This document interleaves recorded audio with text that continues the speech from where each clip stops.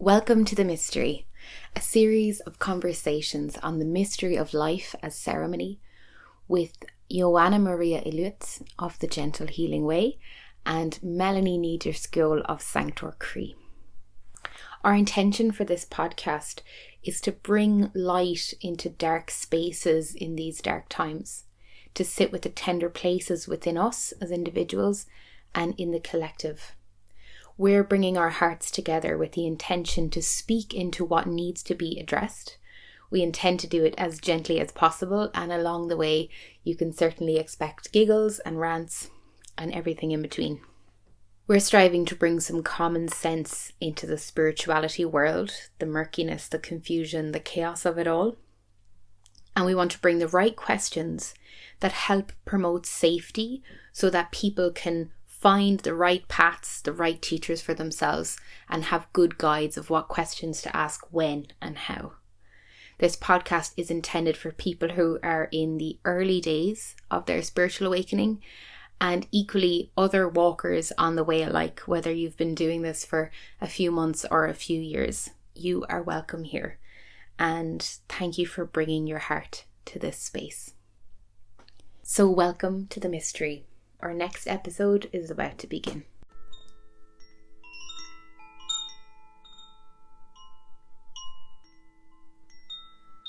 Welcome to The Mystery, our podcast with Joanna Maria Ilutz and Melanie Niederskjöld. We are here with episode 4, which wanted to be episode 5, but is now episode 4 because we have a missing episode somewhere in the ether. So we're putting in a prayer request for people to pray for our last episode to be resurrected from the ashes from whence it came. Okay? It's about what did we talk about in that one? We talked about spiritual hygiene. Yeah, spiritual hygiene. And if it doesn't get resurrected, we will talk about it again at another stage. But our feeling of frustration is not guiding us back to recording the same episode, but continuing on in the flow. And so this week we're going to talk about our tour that we were on last week. And we visited a lot of different sacred sites on our journey, and we want to speak a little bit about what we feel is a good way to meet with the land and how to be respectful when you're journeying in places that are different to your culture, and also when you're journeying in your own land and reconnecting with your own land, because there are ways that we've largely forgotten, and it's something we both feel passionate about, resurrecting good ways of being with the land in Ireland and anywhere else in the world that you may be. Yeah, it was it was a beautiful tour. We took a group of 11 with my Austrian family all the way through Ireland. Well, not all the way, because there would be at least 40,000 different other places that I would love to bring people, but we brought them to a lot of really good places. We did kind of like a proper tour, like all the way around, and then finishing in Meath, so in the heart. So it was very beautiful, and it was a good example for both of us and for all of us, really, of how things can be done right in a good way and respectfully and without commotion or tension or friction or drama. We were basically together for 11 days and there was no drama. And that was surprising for everybody, I think. So it was very beautiful to watch, and it was beautiful to be a part of. And I felt very privileged to be included. I have this 7-seater car, and I was like, oh, if you need a driver, I'll come, without really knowing what I was inviting myself along to, really. But I'm really glad that Joanna was up for having me and that I went. It was really fun, and it was beautiful to watch you translate. You're really like water, the way you go from one language to another. So even though a lot of the people there didn't speak English or were practicing their English, we had lots of good basic conversations, and then for the kind of more nitty gritty bits where you kind of need better translation to get things across, you were just like a master at that. So that was a beautiful way to travel with people. I really enjoyed it. And I think one of the keys to the success of the tour was that the group already knew each other and already knew you and already knew Daniel. And not necessarily that every single person knew each other like intimately, but there was enough of a shared ethos, a shared practice, and a shared kind of agreement of how to work together that let it be very fluid. It wasn't like a random constellation of people coming together that had never met before or didn't already have some kind of work under their belt. And I think that was a really important way of doing the tour, that it was actually with a group that had not just like the human level of like, okay, we've already met and we already know each other, but also the spiritual dimension of we've agreed to work together in a certain way so that we can be respectful to the place that we're going and do it in a good way. And I know that the group had also been to New Zealand 2 times, not necessarily all the same people, but as well they were able to bring that same ethos there. And it sounds like they had a very beautiful experience there as well with the indigenous wisdom of the land. So it's I think it was a really good example of like how to travel and travel well. Yeah, and we had done a sacred journey to Transylvania as well a couple of years ago. So yes, and they are a really beautiful group of people. Like I love them dearly, and now you understand why. I actually really love working in Austria, and I have found some really good family there. Yeah. And then of course it always helps because my niece is half Austrian, so in a way it's, speaking of land and all of that, in a way I felt that when she was born it was almost like, okay, so Austria is going to be on my to serve list kind of a thing. So yeah, but it brought up a lot of things around kind of just how to walk the land gently. Like sometimes when we build drums and we build them out of the deer skin, it's one of the reason why we use deer skin and hide is because the deer walks very gently on the earth and has that nurturing way of bringing her medicine. And then of course the stag on the other hand has the beautiful masculine strength, but also while really walking gently and mindfully on the land. And I found that to be a good example on how it can be done in a really good way, and how conflict can be solved, or anything that causes disharmony can be worked through in a good way when we are respectful and when we are mindful of each other. And so it actually, those 2 weeks where we journeyed through together really filled me up, and it was good. Yeah, I felt the same. Like part of me was expecting to be really tired by the end of it, but actually I felt very centered and aligned, and it was actually more getting back to my ordinary life, or my not being on tour life, that I found my own kind of tiredness or challenges more than actually being on the tour. It was very it just felt very aligned. And I think so like today we'd like to talk about ways of being with the land, and being with like how we approach the land, how we bring our prayers, how we bring our willingness to work with a place, and be open to, if that's a possibility, with what the land wants there. And it's one of the first conversations we had actually when I came to your drum building workshop. I was kind of talking about how do you engage with Indigenous people in a way that's good and isn't like super extractive, and how can you learn these older ways that a lot of the time Indigenous people are stewarding and safeguarding for many of us. But how can we be open to receiving that wisdom, but also not just be there for some kind of pop spirituality quick fix of like, ooh, look at this, or or some other type of extractive practice. And I know because you're from Romania, but you work all over the lands, and you are totally adopted by Ireland and also by Turtle Island. Like, you really, not only do you work in different lands, you've really like made your home in different lands, and you've learned how to work with the land in different places and how to do it well. So it was beautiful to travel with you as well and see your approach to guiding people with the land. Like I know at one stage I said to Daniel, I said, oh, why don't you do a meditation or something at a circle? And he was just like, absolutely not.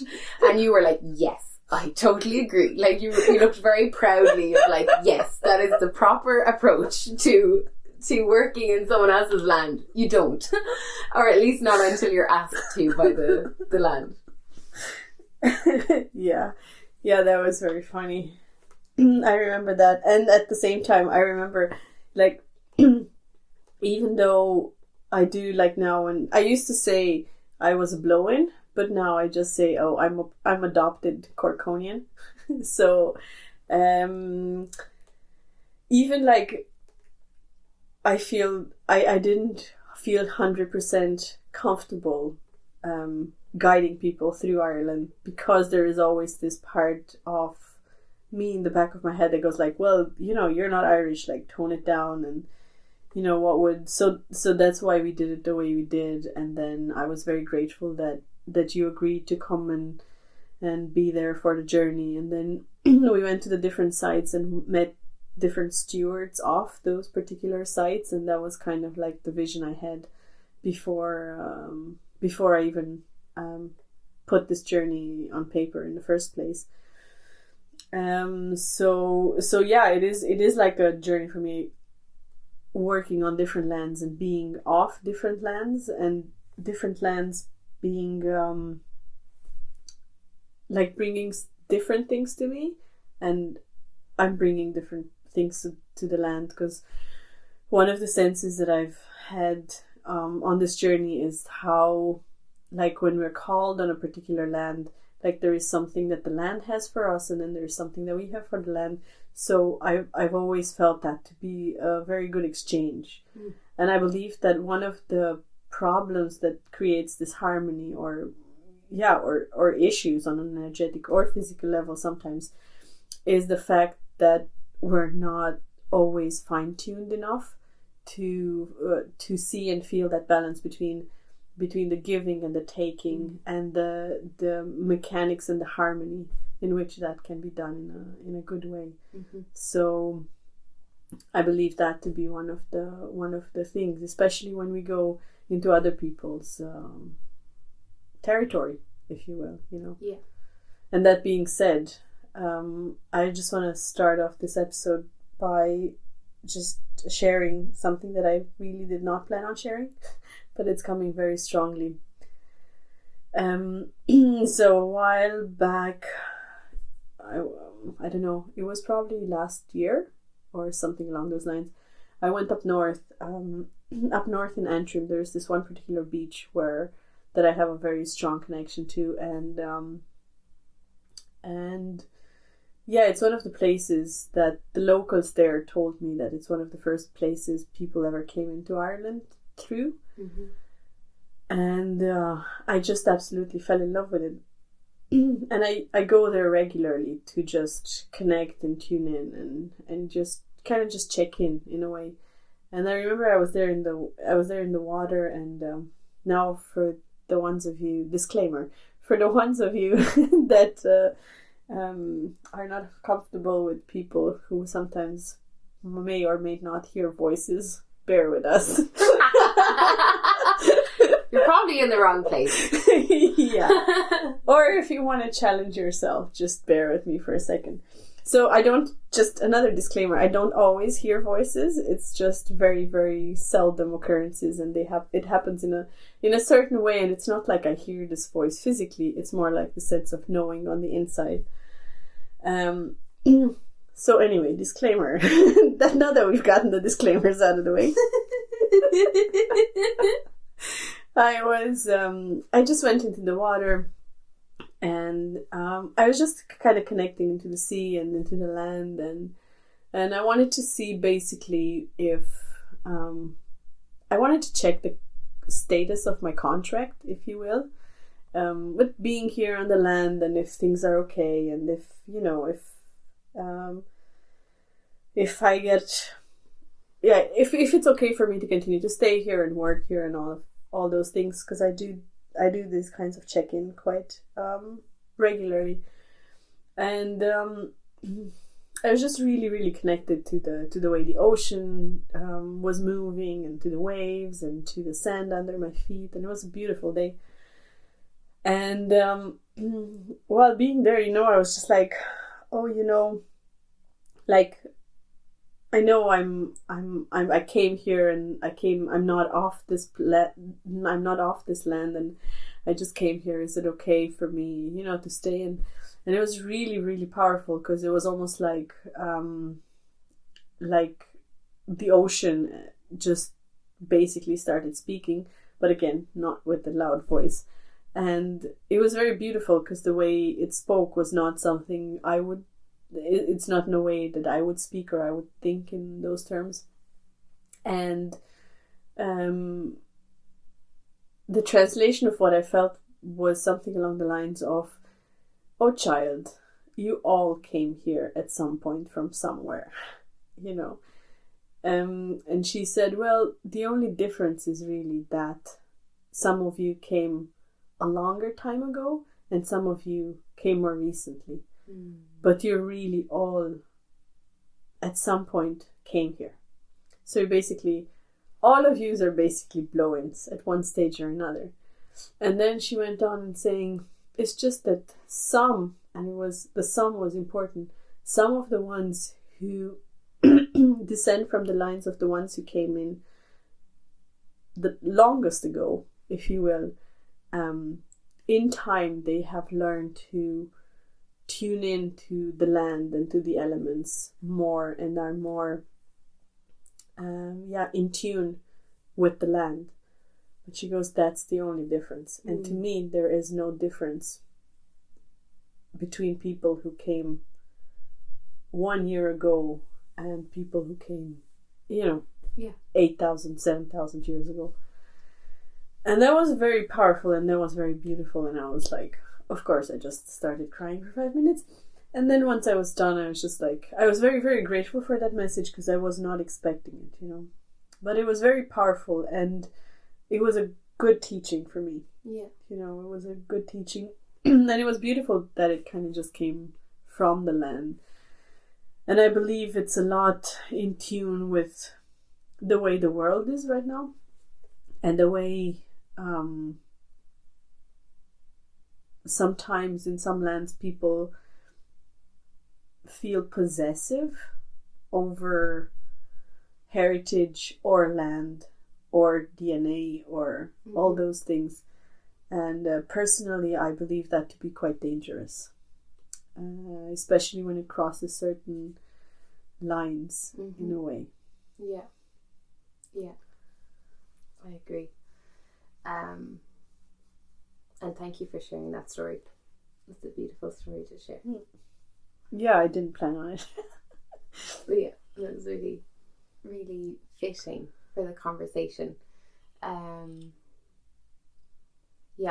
come across some of this kind of like purebred mentality, or this purist ideology, especially in Ireland, as we're having a resurrection of our kind of connection to our more indigenous or ancient ways. And even using the word indigenous is a bit kind of, we could do with some tender footing, a bit like the deer walking lightly on some of these terms, because in lots of ways as well, Irish people have benefited from being white-skinned and being part of the European Union, so it's not necessarily always the same as like indigenous peoples in lots of other parts of the world.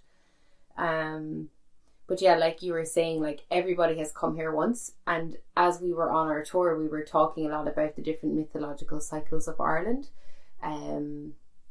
like the Fíorbulg and the Tuatha Dé Danann and the Milesians, and in the traditional cyclic mythology of Ireland, there's like 6 invasions, and I'm sure it can go back further into the times we've forgotten, or things that aren't so much there anymore in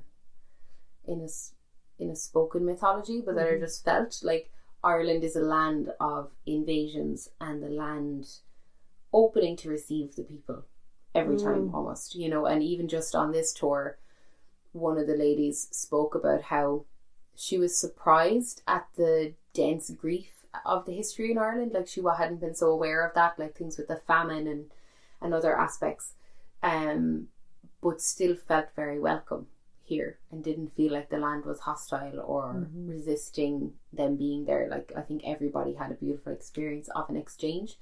And throughout my life, I've met so many people from different lands and different places that have totally been called at a spirit level to be in Ireland, or at a soul level, and that the land has just welcomed them like a mother, you know, like a big warm green hug from the land to the people. I've seen that so many times, and I've really seen as well, especially in our art and our culture, a lot of the time it's people that come with an outside perspective that actually can engage with the most pure heart with our culture and what's here, like in part of how they're resurrecting it.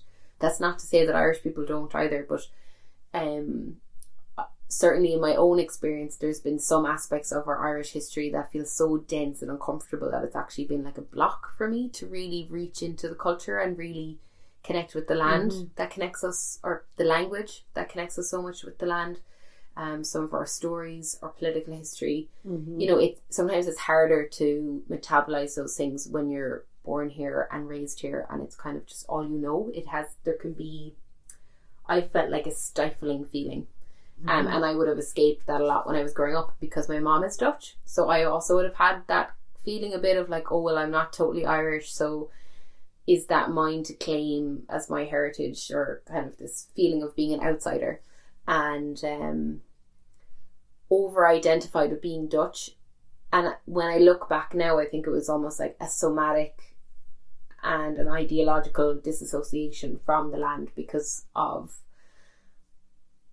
you know, how much grief and pain is in our history, and all the recent political warfare as well that happened, and the troubles in Ireland, and that only just ended when I was a very young girl. So like, yeah, I think sometimes people coming from other places brings a freshness and a different way of engaging with the land that people who live here all the time don't necessarily have, you know. Yeah, I would have to agree with that, because I feel very similar.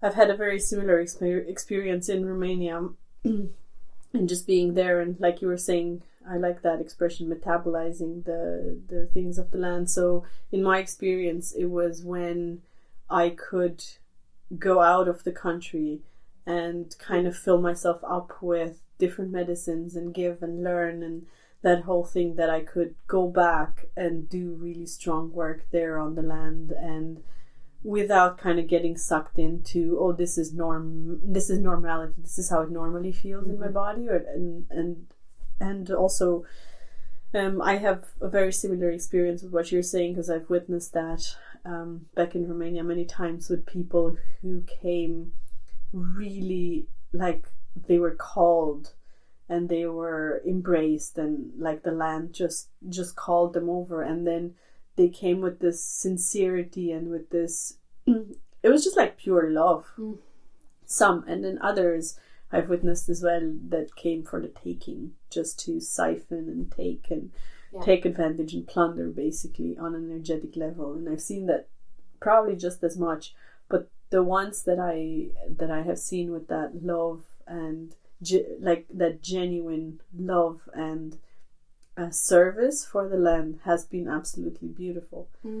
And it's quite interesting to see how different lands call different people, because now we live in a time when more or less we can travel with more ease, and we have access to a lot more information. So it's much easier for us to not only hear a certain call like that, but to also follow it and go with it, and just be in it and surrender, because that's what landed me in Ireland as well. Like I'd never planned on coming and living here ever. This was not, if I would have ever had a life plan, this would not have been part of it. But I don't. Yeah, I'm very bad at planning. I blame it on ADHD or neurospiciness, but I don't know if that's even a thing that can be blamed on. But I just know that that's how I kind of am. But this is what landed me here, and I know I know what is in my heart, and how, I don't even know how to explain it in English, like how I approach the land and the medicine and all of that. Yeah.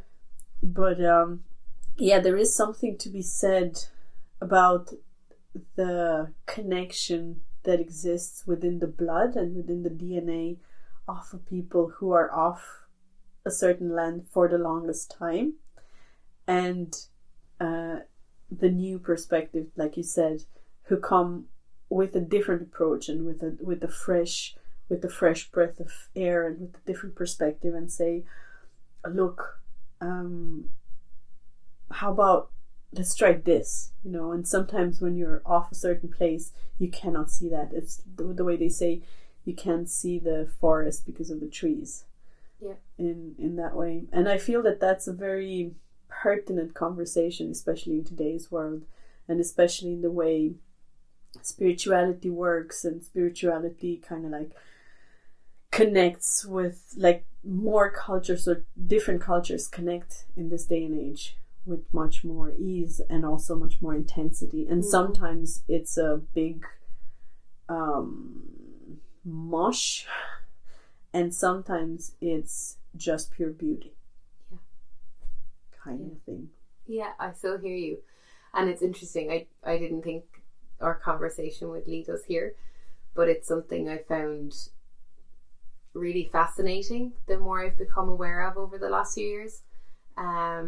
Is like being a multicultural child and coming from Dutch ancestry and Irish ancestry, and growing up with this very easy accessibility to two lands, and being in Holland sometimes and being in Ireland other times.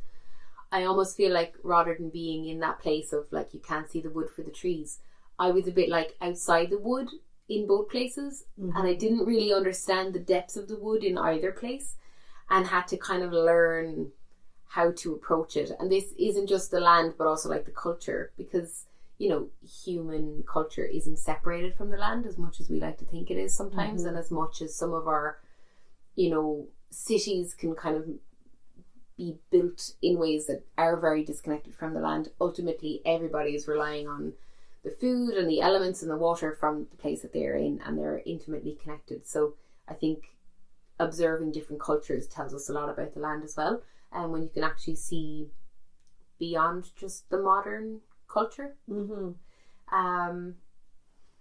I'm not sure if that made a lot of sense, but I'll leave that be. And one thing that came as while you were talking is like, I just have a lot of pride for my mom, because she came to Ireland with a really deep curiosity about the land, and went and studied biological and environmental science. And I also ended up doing that same course when I was older, and came and spent, field trips looking at different plants in the Burren, and doing these gorgeous trips around Ireland to like meet the land here.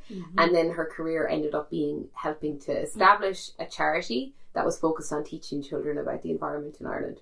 Oh, that's beautiful. Right? And especially because Holland is such like a man-made country, like it's not so relevant there. So I can so see like how her soul was like meant to come to Ireland to do that work in a place where, we have one of the lowest forestry rates in all of Europe. And equally, we have some really precious, special biodiversity and habitats from our marine life, which actually makes up 90% of our land here in Ireland. Like 90% of it is in the water and in the ocean. And then to our Burren, the peat lands, the old oak forestry in the tiny pockets where it still is, and a couple of other little microclimates that we find scattered around the place. Like, there's a lot to be very inspired by in Ireland, and it's called the Emerald Isle for a reason. And it's nice to feel like that legacy in my family line, even from the side that isn't from Ireland, but to me it's a really big living legacy of like promoting the well-being of the land in Ireland. And I'm like, oh, that's really cool. That is cool. That is cool. And it totally was like the marrying of her passion for the land with her Dutch mindset and attitude. Like it's like whatever the land needed at that time, it was a different medicine to some of the perspectives that Irish people were having. Because up until the 80s, Ireland was a developing nation, and it was fairly brutal living here for a lot of time as well. Like, it was harsh weather, harsh climate. People were kind of worn out and exhausted from things. We have a lot of the collective trauma from the famine. And sometimes you just need fresh perspective to go, okay. Here you go. Yeah. Yeah, and it's very interesting because coming from Transylvania, I was also raised in a very multicultural environment. Like Transylvania, well, there's a lot of trauma, historical, and we're not going to get into that. But one of the things about Transylvania is that, from the way I feel it, now this is completely subjective, it's a place where a lot of people could be just the way they were. Like, for example, a lot of people, when they were Lutheran in the Austrian-Hungarian Empire, would have come to Transylvania because there was a place where they could practice their religion in peace. So the way I was raised with I went to German school, so I was raised with the Saxon population that was still there, and with the Hungarian population that was also there. And within, say, a 500-meter radius, we have an Orthodox church, a Catholic church, Lutheran church, the Hungarian church, then the Greek Catholic church. There was a synagogue down the road. So this was all within not even 500 meters from each other. And this is how I was raised, and I was raised with this normality of it being of a place having different kinds of cultures and nations and, languages. And also in the south of Romania we would have a lot of, like, we have Greek ethnics and Turkish, and there are Muslim populations, and so there is a lot of everything, and I never found that to be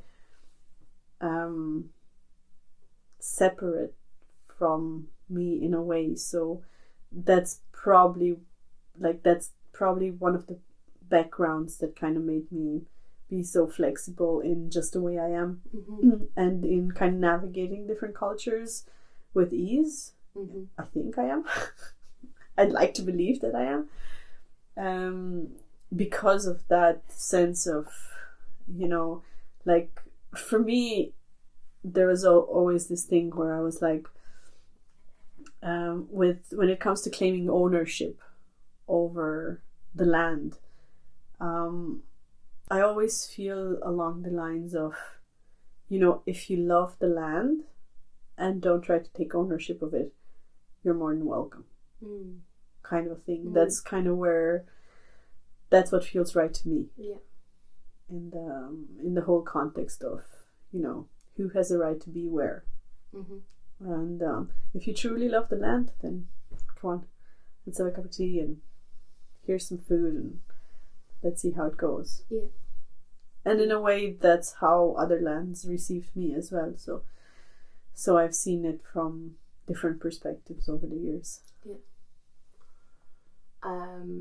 Where did you first start encountering good teachings about ways to be with the land? Probably on Turtle Island. Yeah. Probably on Turtle Island. Yeah. Because it's a very, like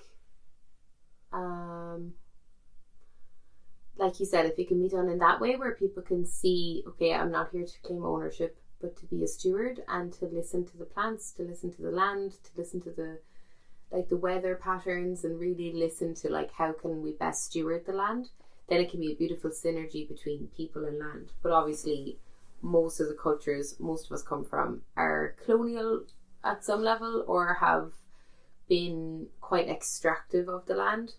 And then there can be the other end of that spectrum that can be like this really intense culture clash, where actually there's a really disunderstanding of how to be with it in a good way, how to be with the culture of different people, how to be with different wildlife and species, and having things like, intensive agricultural practices or forestry practices. Yeah, there can be a culture clash in the people and in how we deal with the land that can go really, really wrong and has caused loads of harm in lots of places in the world. So it's interesting knowing that you received some good teachings in Turtle Island, and maybe you can speak a bit more about what some of those are, or kind of, well, or the kind of the attitude.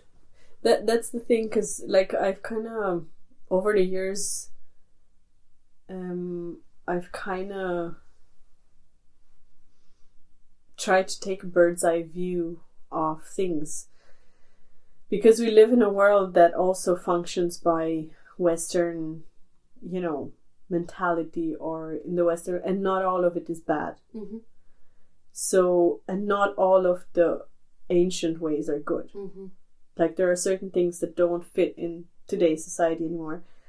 Just as like one of the things that I see a lot is, because you were talking about colonized, how we were all pretty much all over the world. I think there are just very tiny pockets that were not colonized, if any. And so one of my biggest passions has been to decolonize my mind and to reframe those things, because many times, and I see this a lot in spirituality, I see it many times in environmental projects or things like that. We're trying to approach nature and spirituality through the mind, and in a way that is how do I say it, in a way that is kind of easy to be calculated or foreseen, or that in a way that is very almost dogmatic in a way, that if you do this is going to be a result. And this kind of an approach is, to me at least, a very colonized mindset. Because if we do want to make a difference and decolonize our minds, then it's vital that we listen with more than our physical ears, and that we kind of allow ourselves to become part of nature. Now, having said that, it's really hard to do that in today's world, where we have to pay taxes and, get the car from the mechanic and all those mundane things, like you were saying. Because one of the things that we did on the journey was that we were in this natural flow. And even if we did try to have more or less of a framework to the day, we tried to let it flow as much as possible. We said we're going to leave probably around 10 o'clock and we're going to do this, and then we took so many detours, and we allowed for spirit to guide us. And that is one of the things that I don't see enough of, at least for my own soul's yearning in today's world, is this becoming nature, in the sense of listening and being guided and having enough space and freedom to do so. Because the truth is, we are constrained by money, we're constrained by borders, we're constrained by so many things in today's world, and it's really hard to become that. But so these are probably some of the indigenous teachings that you'll find everywhere in the world, be it on Turtle Island or Australia or New Zealand, Siberia, Africa, our own indigenous teachings in Europe. Like, they would have all, on one level or another, or in one way or another, spoken about how we are not separate from nature. And so that is, I find, one of the first keys of decolonizing our mind, where we stop expecting healing to be linear. Where we stop expecting, if I did this is going to be the outcome. Where we stop expecting, if I'm planting so many trees, the ecosystem is going to recover in this way. Certain things are not quantifiable, and rightfully so. Just like our body. Like, sometimes we're like, okay, but if I eat this way, then everything will be balanced. But it's not only about the food, because our body also is a system. It's like a microcosm of the earth and of the planet that we live in. It's just a tinier, more compact version of it. Yeah. But it's really in the same way. So for me, this has been a very long journey of decolonizing the mind and deprogramming because I have a very, very strong mind. Like, I have an incredibly strong, I have a sharp mind. I like to analyze. My mind works very, very quickly. It sees connections and it finds connection. It does a whole bunch of that stuff. So it's very intellectual. Mm-hmm. And so part of it was kind of like retraining it and reframing it in such a way where it is like the way my mind works and calculates is a part of the big system, but not the leading force. Mm-hmm. If that makes any sense. Yeah, it makes perfect sense. So I feel that out of all the indigenous teachings, one of the teachings that is most important when we work with the land and when we walk the land and when we go back to our own roots of the lands we come from and the lands we're living on and all of that, is probably this: to create enough space within us and outside of us so that we can listen and so that we can stop expecting certain outcomes that come in certain ways at certain times. Mm-hmm. Yeah. Kind of a thing. Yeah. Yeah, no, beautifully said. And a really important reframing. I'm thinking about how that happened in my own life, because I went from being very like scientific and analytical as well, and like you, my mind is like that too. I like analysing things. I can be very quick. My brain likes to make sense of things, and I will give it a bit of credit. It does a fairly good job. I'm like, thanks, brain. But I was certainly in a place where that was ruling my life, and also these other kind of things in my life, like birth control, like that, mm-hmm. taking something to manage nature in my body and mm-hmm. make it an artificial process, was something I experienced, so that I could kind of, I don't know what, have some illusion of freedom from the way nature is, you know, which I think is a big one of the big delusions of this whole kind of modern world that we're in, is that illusion that we can be free and separate from nature and the way of things. And for me, I always had a love of animals. I always had a love of nature. I was always fascinated by life, like animal life and biodiversity life. So that led me into my college degree, which again was very mind orientated, and I was really encouraged to go that direction because I had a sharp mind, even though I would have preferred something hands-on. And then experienced so much like disassociation and disconnection, like things like I was there because I loved animals, and yet I would sit in a lab dissecting a rat to like understand its insides, and I was like, what is happening? You know, like it wasn't congruent. And then kind of in the year before my spiritual awakening happened, what I started to do was like detox my beauty products and kind of go all back to nature. And it wasn't so much from a personal health thing of how it would impact my body, but it was very much from an ecological health thing of how it impacted the waterways, how my living impacted the land as a whole. And part of that, so my love of nature, my love of things being more natural and detoxing and kind of finding my way back to simpler living, that was part of what led me to go to Peru, which is also where I met a medicine person who blessed me with tobacco, which I'm sure played a key role in bringing me into a place where I could start opening up, and then like to spirit or to something more than just the mechanical, mundane, scientific realm of things.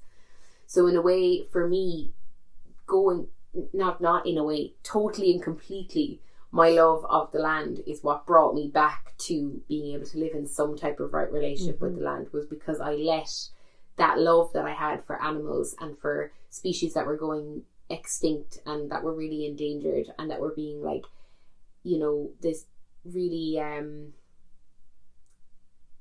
like tormented by intensive agricultural practices and loads of pesticides being sprayed on the land.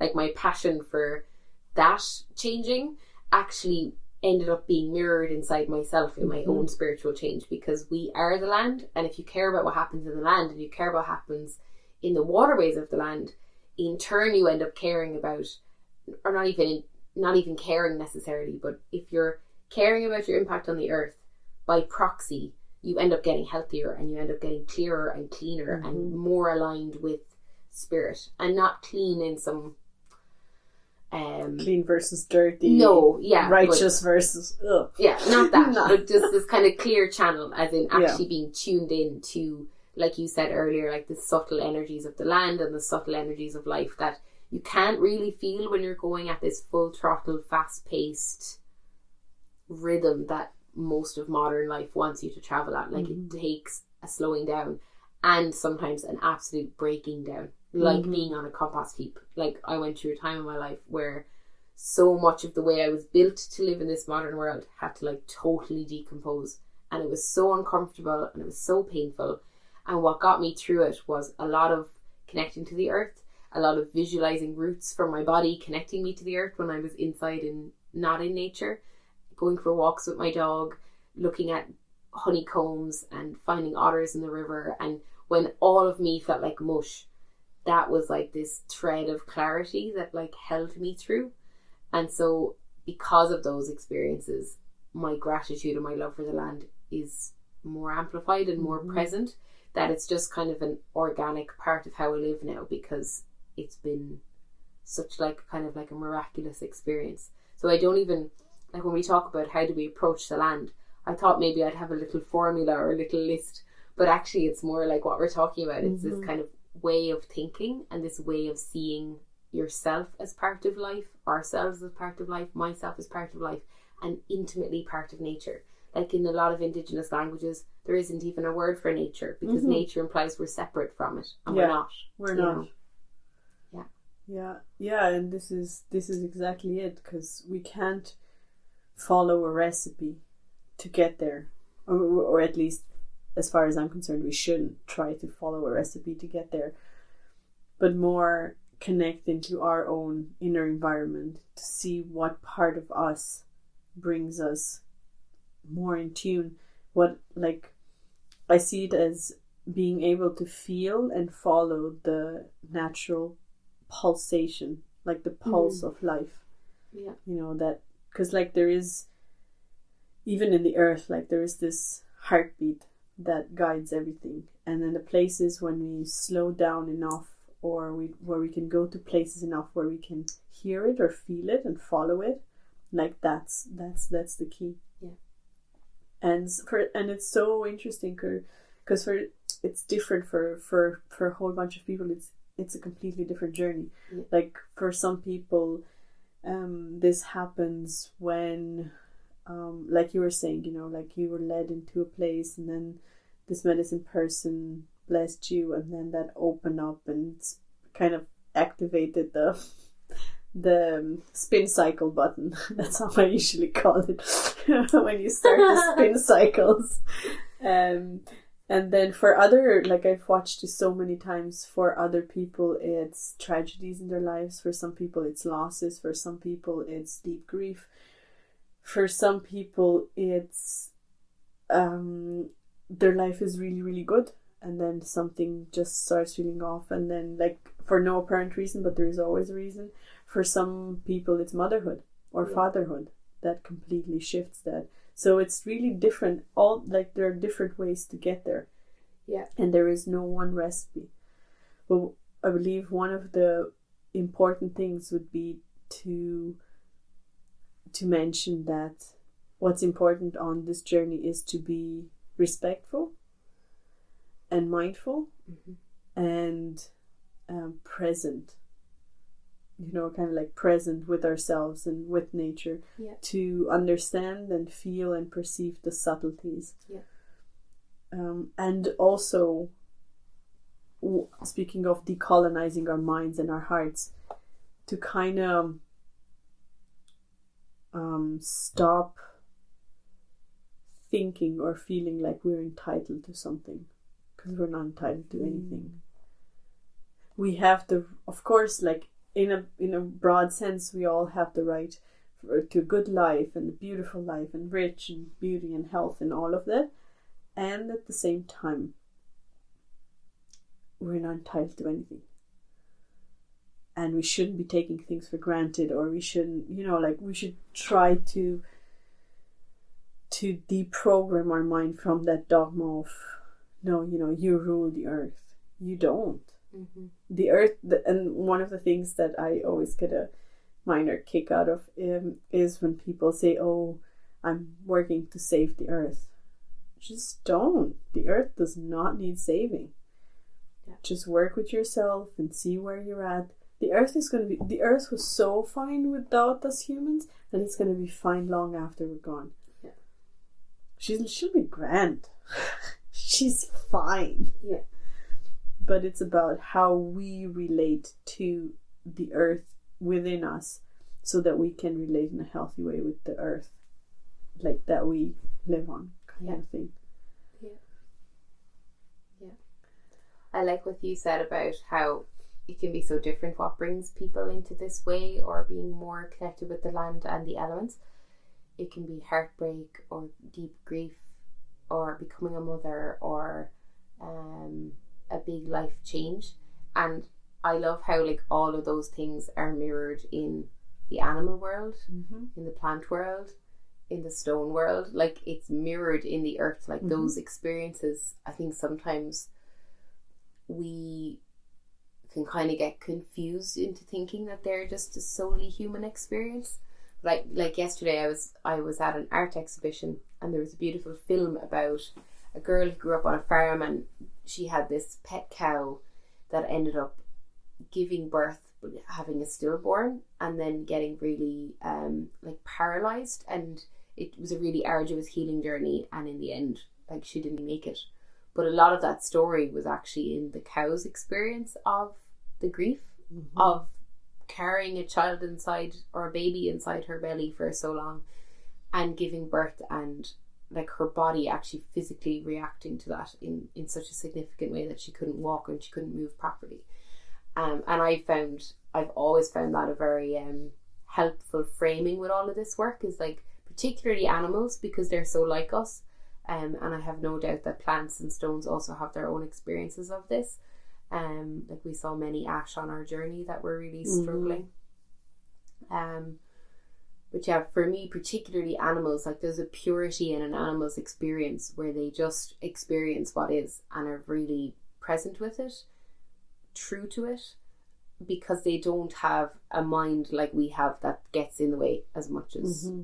ours does.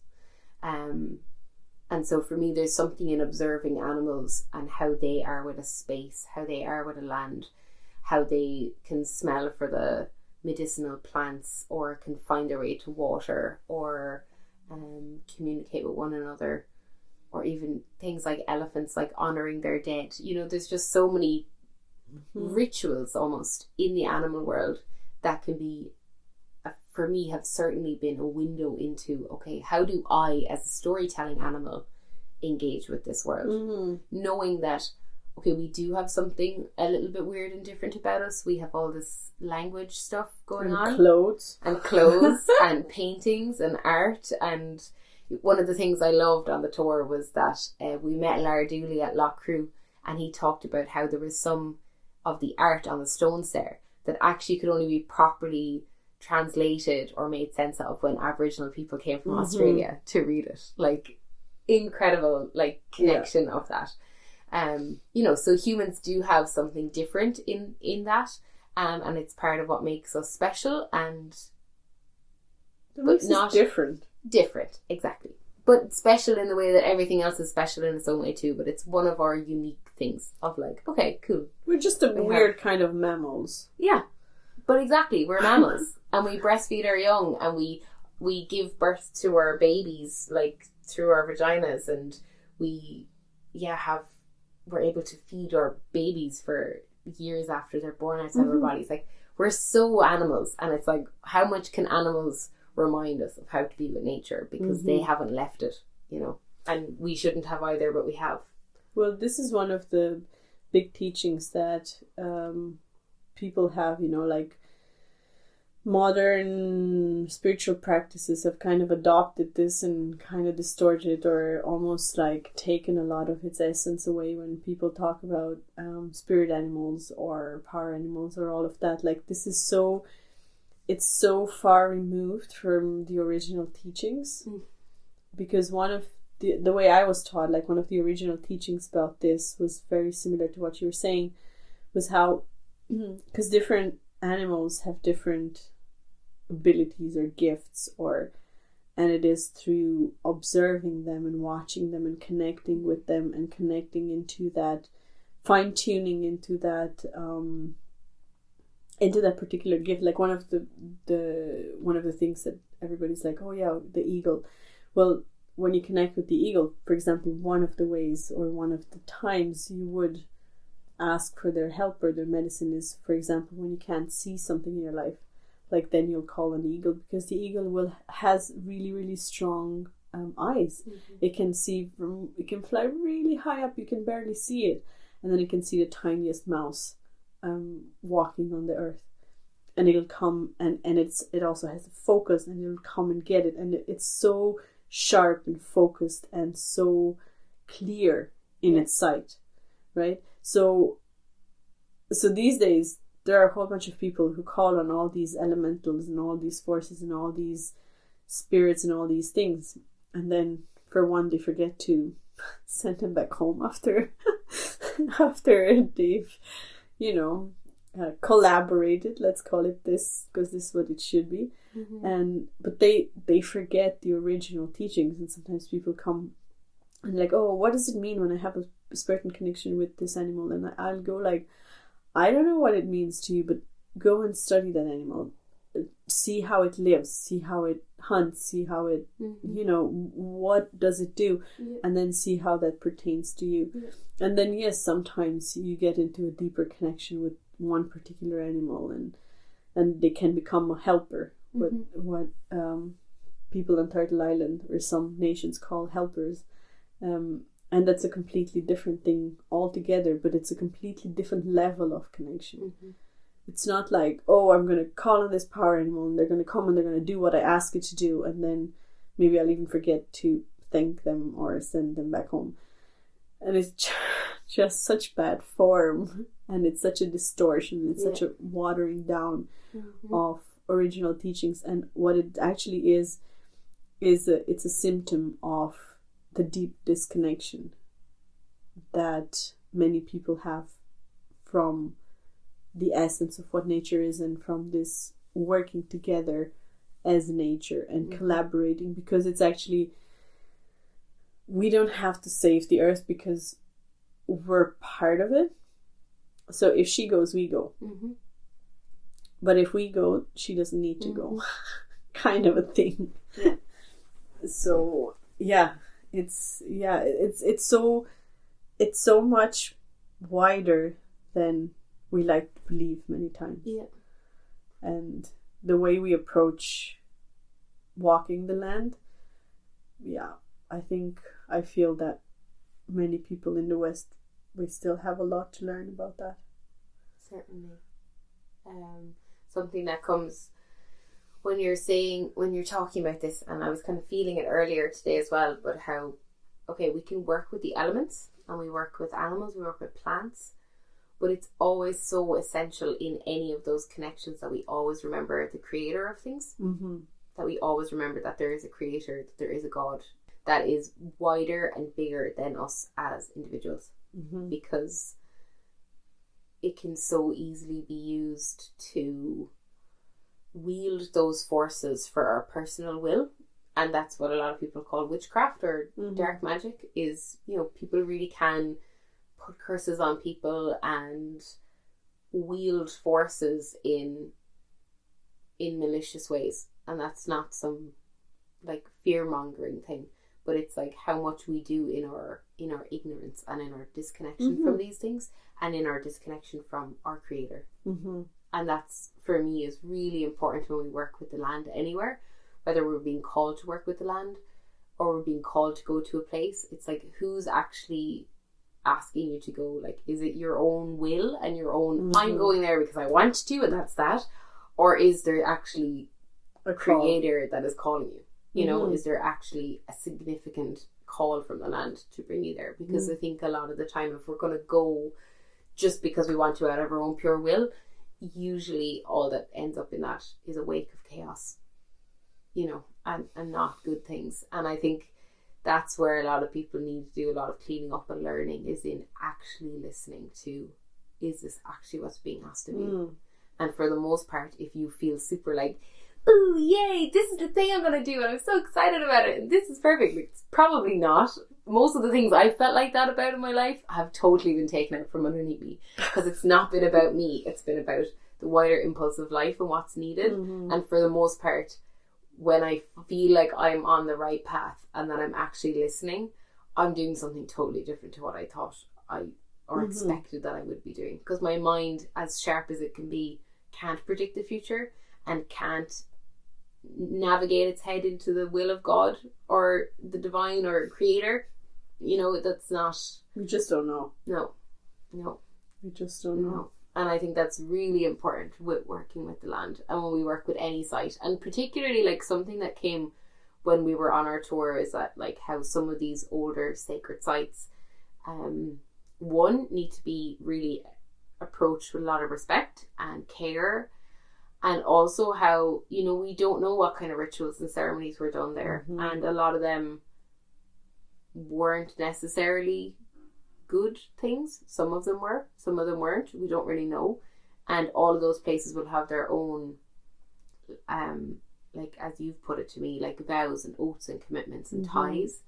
And I think a lot of the time people go and are working in these sacred sites with a lot of naivety and a lot of openness, without the reverence of actually what being in a site that is like 6,000 years old or older actually means, and how much there is there in that place, and how like sensible you need to be to really be there and be there in a good way. And there's so much beauty that can come from working in those places, and if you're sincerely called there and it really is the right time, it is beautiful, and like you said, a beautiful co-creation. But when it's coming from a place that isn't in that, it can get fairly mucky fairly quickly. Yeah, if there's any part of us that's trying to push the river, it can be mucky in the best case scenario and dangerous in the worst case scenario, because there are also a lot of fail safes to the sacred sites. There are a lot of things that have been done, like we don't know exactly, like some people are tuned enough to know. I know a handful of them, and you won't find them on Instagram. Kind of a thing, do you know? But yeah, there is a sense of, you know, I've experienced this in Romania just because my ancestors lived there, and just because that is the DNA that runs through my veins, and just because, yes, I've worked for what seems a lifetime on being respectful and being there and being in tune and hearing as much as I can. So, but it doesn't entitle me to do anything. And even more so, like in my experience, at least, it has been, the more I live and experience, and the more careful, what Jer always says, full of care, I tend to become. And yes, like I find that, like, when people come with that innocence of, oh, you know, like, oh, I want to honor you, I just want to be with my ancestors, most of the time it's really good, and it's a beautiful communion. It's a very honest and clean and pure exchange. But there many times when somebody comes with the, oh, I'm going to do this, I'm going to open a portal, I'm going to do the ceremony, I'm going to call on my ancestors, and I'm like, you just don't know. Like, we don't know which ones of the sacred sites, for example, have had human sacrifices, or what kind of blood sacrifices, blood oaths, like all these things have been said or done there. And also some of them have their really strong spiritual guardians that won't allow for a lot of things to be done if they're not congruent with. So it's just really good to come with this good of an open heart and, you know, that innocence kind of a thing. Yeah. And with offerings and with being mindful on the fact that some of our ancestors were not enlightened. Like another, I've never shared, I would have never thought I would share this in a public space like that. But another thing that came one time, and it was another thing of when I hear the voice. We were going in Romania and we were climbing up that hill up a really quite steep hill to get up to this sacred site, to this Dacian fortress, and it's beautiful. It was this whole forest of really tall, really ancient trees. I think it was beech trees, but like really, really huge. And we're just walking up, and there was one of the ladies. She was like, "Oh no, you have to be silent. You have to be silent." And all of me felt like, "No, we don't." And just on the way, and this would have gone against all my teachings of, you know, you walk up and reverence, but all of me was like, no, this is not what this place is all about. And then I was just going up and I was with myself, and then it was almost like the trees kind of spoke, and there was like this, it wasn't an anger, but it was this really strong sense of presence of where I could really feel the ancestors like everywhere, and they were like in a very, it wasn't angry, but it was very direct and very assertive, and they were like, "Stop worshipping us." And I was like, "What?" And they were like, "Stop worshipping us. We were not flawless, we were not perfect, we were not enlightened. We made," and this is what came, and these were kind of more or less the words that came.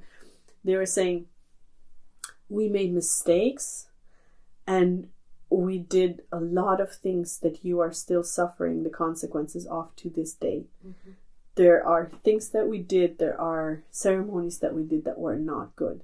Yeah. There are things that, like, basically stop worshipping us. Not all of who you are was good. Mm-hmm. We were flawed human beings, just like yourselves are. Yeah. Yes, we had some knowledge. We had some more knowledge. Yes, we had a certain connection, but we were flawed human beings." And then they went on, and I was just like silent, just looking around, going like, "Holy cow! Oh, okay." And then they went like, if you want to look at the, it was so weird. They were like, if you want to hear the real teachings, or like the untainted, I don't know how to explain it, teachings, you have to go to the trees. They said, "We are the past, the trees are your future."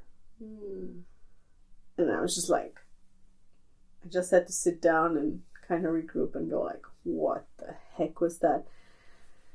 Because the way they, like, the transmission was that the trees would have witnessed everything, and as we know, trees will pass on the knowledge even when a tree dies, like through the roots, and like they will pass on the knowledge. So basically, trees that are alive now, they will have carried the knowledge from the first tree that was ever here. So they would have seen us, and especially trees in these sacred sites, and they would have passed down the knowledge from one to the other. Or at least that's, now please don't lock me up, but this is how it felt to me. And this is how that transmission went. And so they were like, because trees don't have that judgment, or they don't have the ego, I suppose, part of that could distort a teaching or a ceremony or something along those lines. And it was very, very, very powerful. And ever since, like, that completely shifted something in me. And I was like, and that's when I stopped. Yeah, that's when I stopped worshipping ancestors. I respect them. I have a lot of love. I have enormous gratitude for them. And they were human. Yeah. You know? And so these places, they're absolutely beautiful. And I do believe that, like for me, and I have the same experience anytime I either do a journey like that or like where we go to sacred sites or wherever I'm in ceremony, that's my original state of being. That's where I feel good, aligned, in the flow, where I feel like I serve, where I feel like, and then doing this whole humaning thing kind of can really mess me up at times because it's not something that I fully understand. The other thing I understand, like it's almost like I recognize it, like every part of me I recognize it. This part I don't really necessarily understand. I've learned it. I've learned to cope with it. Not well, but kind of decent enough. But I don't understand it. You know. I hear you. Yeah. So yeah, that was the little tree story. Yeah, beautiful. Really special. And brings me a lot of like, in my body. Because I found that as well on like the ancestor path. And doing ancestral work and letting myself like kind of learn and study with them, as in like, you know, like there's some knots that can only be unraveled by the hands that made them. Yep. You know, like and that's part of why, say, I do a lot of work with Christian practices, and it's because I can see that there's some of the mess we're in that's of the Christian essence that can do with a Christian perspective to untie the knots, you know? So I, like you, really respect our ancestors and really honour them, but I'm really grateful that I haven't found myself in a place where I was really worshipping them, because I think quite early I encountered Daniel Foor's teachings. He has a lineage, or kind of a school called Ancestral Medicine, and he studied a lot with the Dargara people in West Africa, and I'd also read a few books by different people from there as well, like Sobonfu Some and Malidoma Patrice Some, and they have beautiful teachings because they have a 40,000-year-old uninterrupted practices with their ancestral traditions, which is outstanding. And Daniel then studied from there, also looked at other indigenous practices around the world, and kind of found these 5 common precepts of like that are found commonly throughout all of them, which we could go more into in another episode, because I think we're the ancestor episode. Exactly, it feels like it's more. Next. I think so too. But one of the core things that I came across in that practice was you only work with luminous, wise, well ancestors, and you actually look for a guide on your line who will help do the work of healing the line, so it's not all on you, so you don't have to carry it. And it's something that I think is especially important in European context, because like I got to sit with you and with Inigus and with John in like, I sat with John in a sacred pipe ceremony, and then we also did a sweat lodge, and it was beautiful to sit with them, and I could feel that there was a kind of a dissonance or a difference in how I need to work with my ancestors as opposed to how people on Turtle Island can work, because if you come from an indigenous culture that haven't had that tarnished, or obviously not tarnished, but as in it's broken, exactly, if it hasn't been broken, they have these big, strong, wise ancestral guides that are like solid in the lineage and practice. But for the most part in Europe, we don't have that anymore. So if we just start dabbling and invoking ancestors and calling things in, there's a lot of the dead that are not well and died with all their stuff and still have a lot of stuff that they are trying to resolve. And a lot of the time, their only way of resolving that is through the living. And so there can be a lot of pressure put on people who are living, and I've seen people who are in floods of tears at the pressure that they're feeling from the other world because they don't have good boundaries with them. So that's something I find really important, and especially when we go to sacred sites where there's a lot of this work, to have like really good boundaries with how you engage with the other world. And like you said, and like we also named while we were at sites, to go with a pure heart, to go with a really like sincere intention to just be with what is and not try to force something, or like you said nicely, push the river.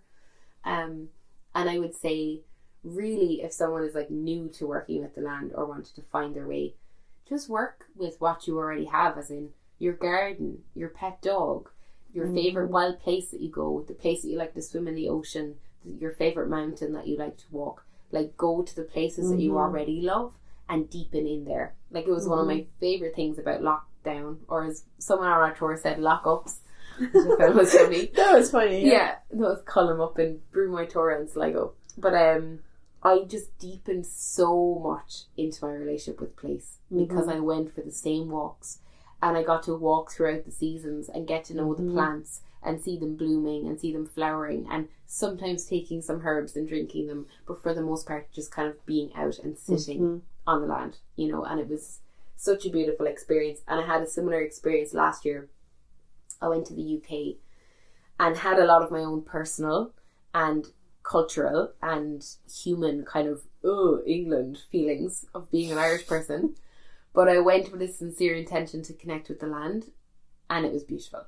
Like it was so, I could feel the sisterhood in the Celtic Isles, these islands and these lands, and how connected they are, and the stone circles and the old ways, like just this deep remembrance of ways to be with the land. And it was beautiful. And I really went with this kind of openness, with a hope of some type of restoration or some type of connection with the land, knowing that there'd been so much pain between Ireland and England and the lands and the peoples there. So yeah, but it doesn't always have to be the big fancy sacred site. It can just be your cute little dog, or your favourite walk in the city that has a couple of lovely trees along the way, you know. And I love what you were saying about the trees being these like sentinels of like wisdom. They're like libraries. They are libraries. Yeah, that's why I got so emotional when we're with the ash and seeing the ash dying, and and knowing that it's man-made. Yeah. You know, but again, that's one of those things. And it's also a cycle of nature, you know, in the same way. Like one of the things that I've experienced over and over again is that when I connect in with the trees or with the animals or with all these things, they have this way of sheer acceptance of all that is. Like I believe that that's another one of the human characteristics that is not necessarily helpful, I suppose. How like many of us many times have lost that sense of acceptance, you know. And of course there is pain when stuff happens and stuff, but in a way, like when you lose a podcast episode, exactly like that. It's like it happens, and then we lost it, and then we'll record it again, or not, or we'll record it differently, or like some things just happen. And it doesn't help if we ruminate on it, if we beat ourselves up. Sure, life is hard enough without us taking the whip out and whipping ourselves every time something goes wrong. Yeah. So, this is episode 4 when it should have been episode 5. So what? And this is part of exactly what we're talking about in these podcasts. And this is actually a big part of decolonizing our mind. This is a big part of reclaiming or going back to our original selves as nature, you know, and of our indigeneity in Europe. Because I remember having this, I was always shying away from using this particular term as well, but I surprised myself because one time I was with this elder in Michigan, and he just looked me in the eye, and we were just chatting, and we were bonding over bologna and commodity cheese that we would have had in communist times in Romania. And I never knew that was a connection between the two of our countries, but apparently it was. And so he was like, "Oh, so are there any indigenous people where you come from?" And I just looked at him, and before I could even think, what came out of it was like, "You're looking at her."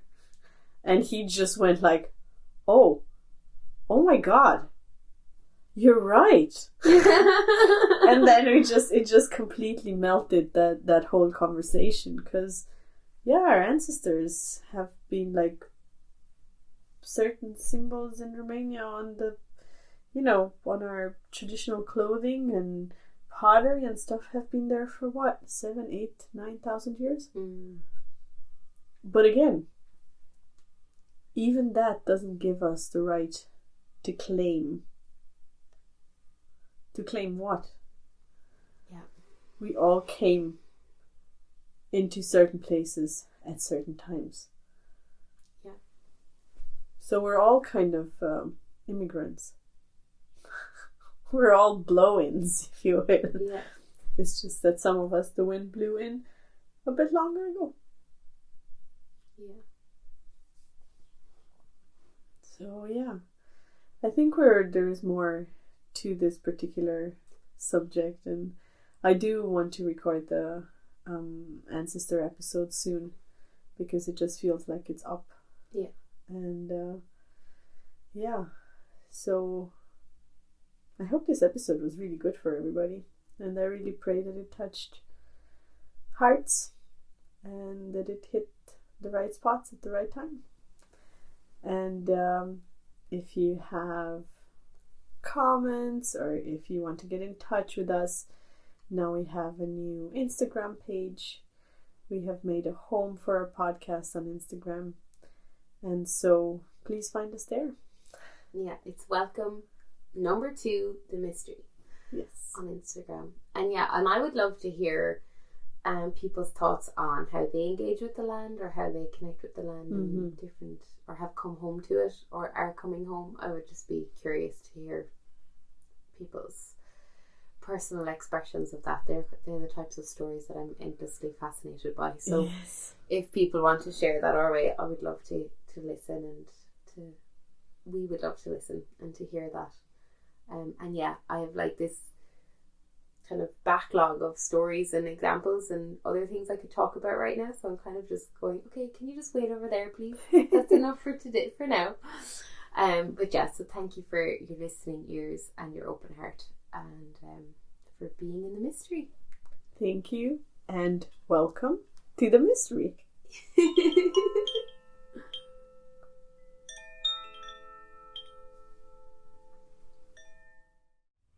Thank you for joining another episode of Welcome to the Mystery. If you like what you've heard and you would like to hear more and sit with us, you can find more of our work through the link tree linked below. This has access to our free community gatherings, as well as our private one-to-one spaces and wider ceremony work. It's been a privilege and a pleasure to speak and share our thoughts with you today. Thank you for bringing your heart to the space, and we hope to connect with you again soon. Gurb míle buíochas libh.